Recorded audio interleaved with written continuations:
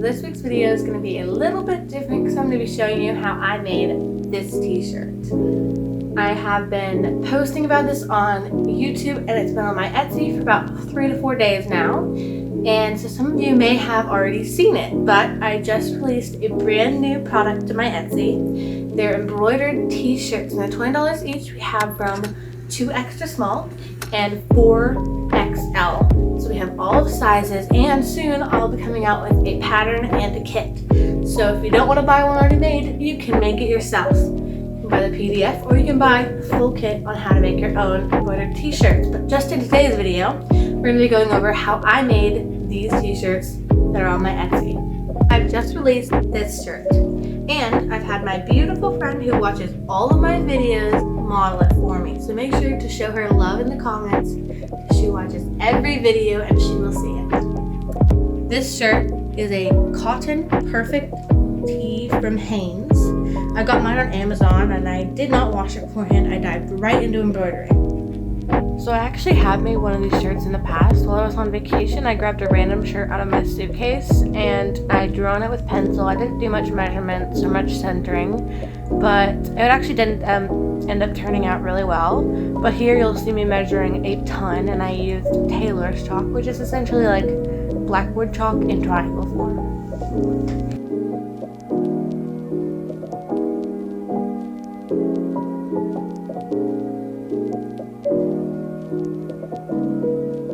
Once I had my box drawn, I freehanded some mountains, then later I turned them into a PDF, and I picked my colors.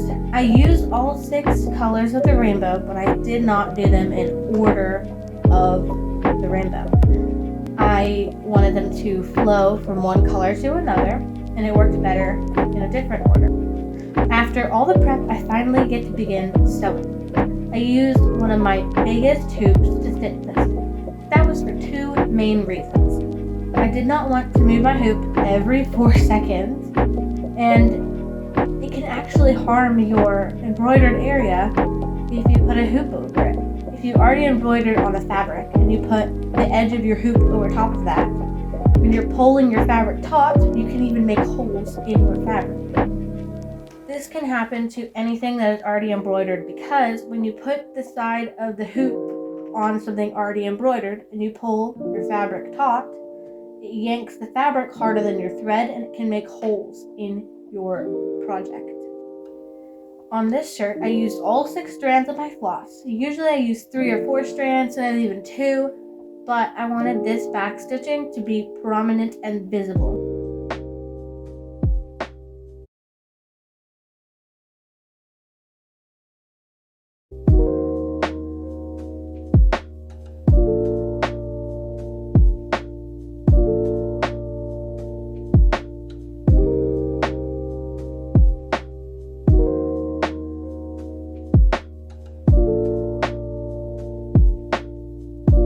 Has anyone picked up on a theme yet? While I'm filming, I've been using my quilts as a background, and most of these quilts are not for sale. They're just quilts that I have made. But this particular quilt that you see right now is for sale. I'll be linking it in the description if you're interested.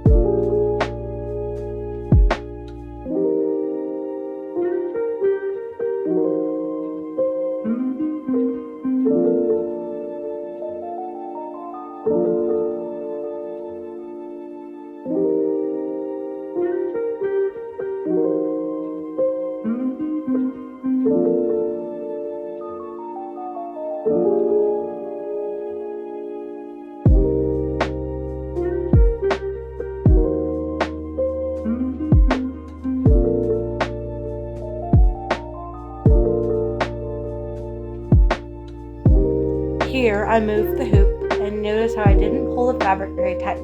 That is because, like we talked about, it can harm the already stitched area. But also, if you're working on a shirt or something that has a tiny bit of stretch and you pull the fabric very taut in the hoop, when you're done stitching and you release the tension, it can pucker because your thread is longer than your shirt.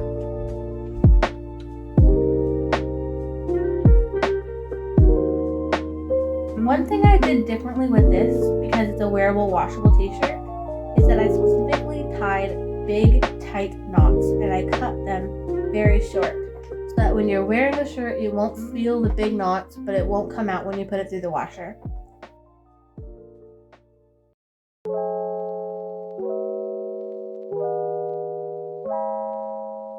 Do you guys like that sound when the thread goes through the fabric? Because I know some people love it and some people it makes them cringe. So what do you guys think about it?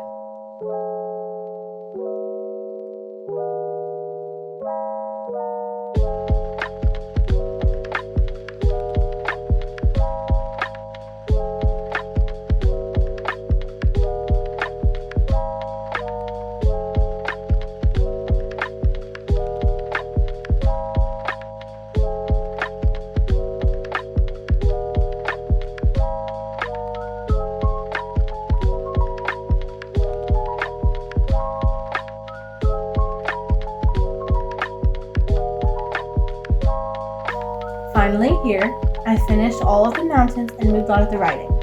On this particular shirt, I added a radio tower to one of the mountains to personalize it, to signify a family mountain. And I also wrote the name of that mountain underneath the embroidering. And I stitched all of that. On Etsy, you can personalize what the writing is, or just remove it altogether.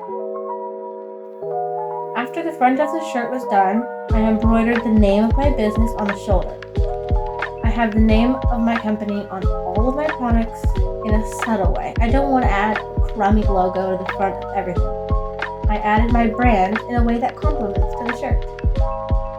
Now, I actually didn't write a guide on my shirt for either of the brand or the mountain name. I just freehand stitched it.